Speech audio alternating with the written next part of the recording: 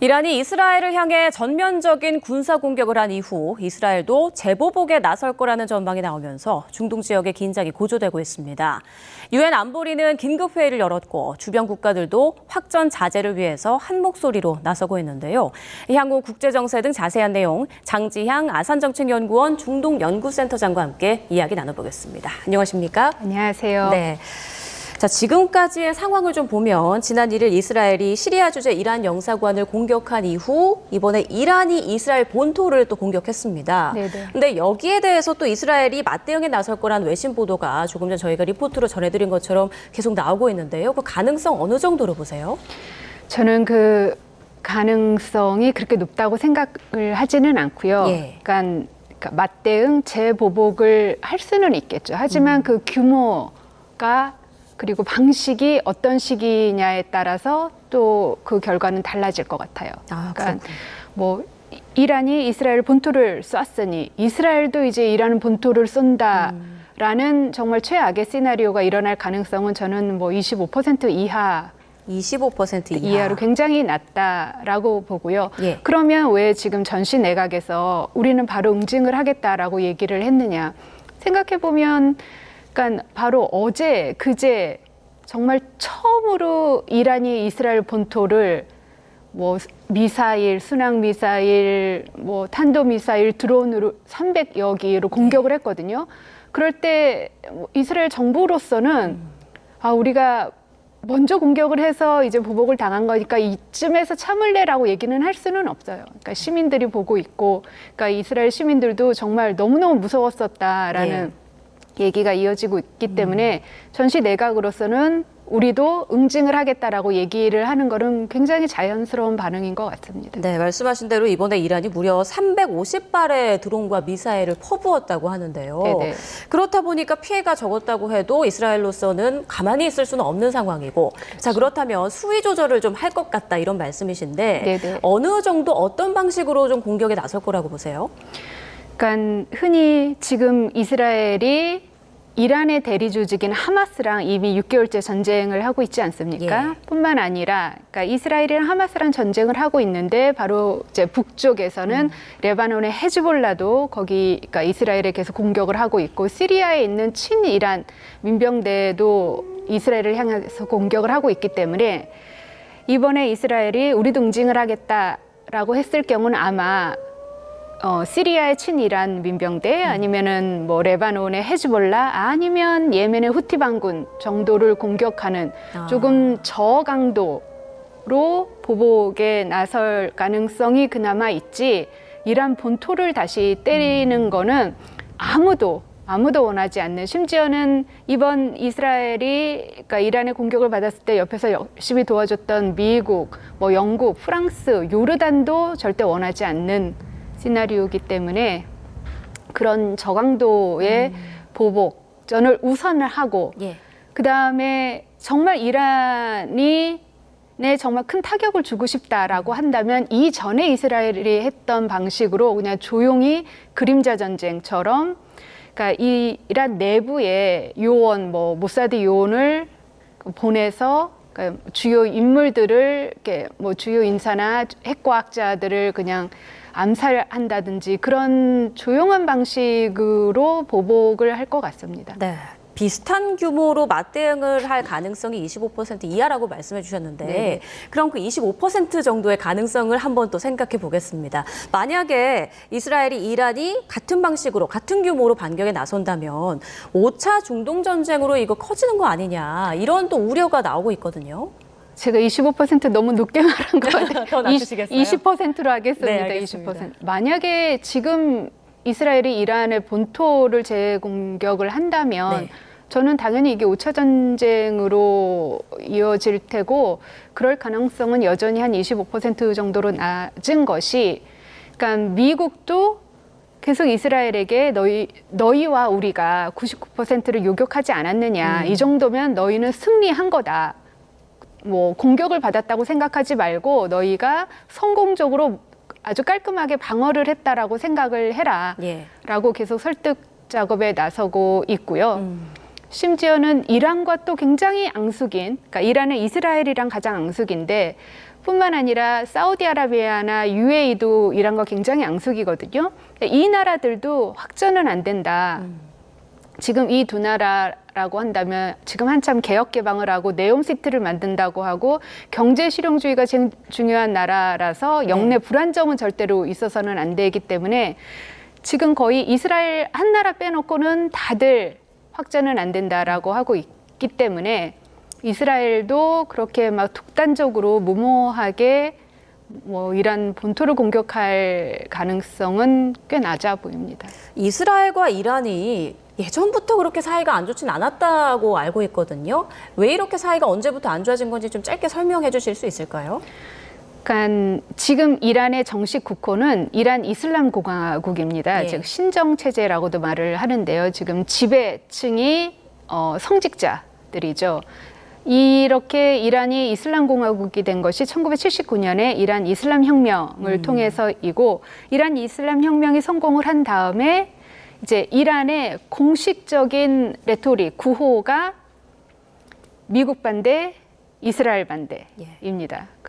그렇기 때문에 특히 영내에서는 이 시오니스트 국가 이스라엘을 제거를 하고 지도에서 없애고 우리 팔레스타인 주민들의 국가를 세우겠다라는 것이 뭐 이란 이 지도층이 늘상 이렇게 구호로 내세우는 것이기 때문에 이란과 이스라엘은 뭐 최악의 앙숙 관계이죠. 이스라엘과 이란이 사이가 안 좋아진 지 그러니까 40년이 넘었네요. 지금 생각해 보면.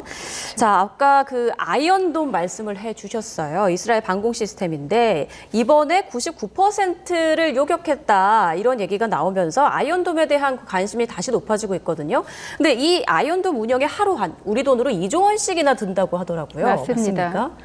그러니까 이 아이언돔만 운용하는데 그 정도로 돈이 드는데 이번에 이제 이란에서 쏜 미사일이랑 드론이 여러 종류예요. 네. 근데 아이언돔 같은 경우는 이렇게 낮은 고도의 미사일과 드론에 효과적이고 아이언돔뿐만 아니라 이제 에로우라고 해서 에로우 같은 경우는 높은 고도의 미사일을 이제 요격하는 것인데 즉 아이언돔이 2조 원이라면 에로우로 운영하는 데 드는 가격도 굉장히 높거든요. 예. 그리고 뿐만 아니라 이제 공군기, 헬기도 다 떠서 요격을 했고 그리고 이스라엘뿐만 아니라 계속 강조되는 것이 미국도 굉장히 많이 요격을 해줬다. 뭐 동지중해에서 그리고 시리아, 이라크에서 미군이 많이 요격을 해줬기 때문에 그 든 비용만 치자면 제가 볼 때는 2조 원은 훨씬 넘을 것 같습니다. 그렇군요.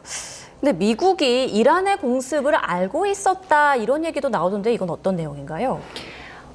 알고 있었죠. 그러니까 중동에서 일어나는 굉장히 많은 여러 가지 국지전이나 분쟁이 좀 이렇게 낯서신 분들이 이게 뭐지 할 텐데 이제 저희처럼 늘 그쪽을 보는 사람은 항상 있어 왔던 그냥 패턴입니다. 네. 그러니까 예를 들어서 이란이 제일 생각하기 싫은 악몽이 미국과 전면전을 가는 것이거든요. 그러니까 그리고 이스라엘과 전면전을 가는 것은 아마 그 다음 정도로 싫을 텐데, 즉 상대방이 정말 밉고 싫지만 그렇다고 해서 전면전으로 갈 수 있는 여력은 다들 없는 상황이에요. 현실적으로 따져봤을 때. 그렇죠. 예. 그러니까 내부 분열도 많이 있고 지금 이란 같은 경우는 국제 제재하에서 경제 상황이 굉장히 안 좋고 반정부 시위도 많이 일어나고 있기 때문에 이란도 이렇게 나름 과감하게 이스라엘 본토를 공격을 했을 경우에는 미국에게 계속 정보를 흘렸을 테고 그 이제 미국과 이란 같은 경우는 공식적인 관계는 없거든요. 네. 하지만 스위스에 이제 이란 핵합의 복원을 위해서 공식 채널이 마련되어 있고, 이제 뿐만 아니라 유럽 국가들은 이란과 공식 국교 관계가 있어요. 그리고 그들 사이에서 이제 조율된 내용이 바로 미국에게 전달이 되는 거죠. 그러니까 미국이 이란과 좀 정보 교환을 암묵적으로 하면서 네네. 공격 수위 조절도 어느 정도 했다 이렇게 볼 수 있을까요? 그럼요. 언제 어디를까지는 나름 정확히 흘려줬을 테고 예. 그러니까 그 공격의 수위 정도는 제가 그건 잘 모르겠습니다. 왜냐하면 저도 굉장히 놀랐고 이번에 대규모여서요.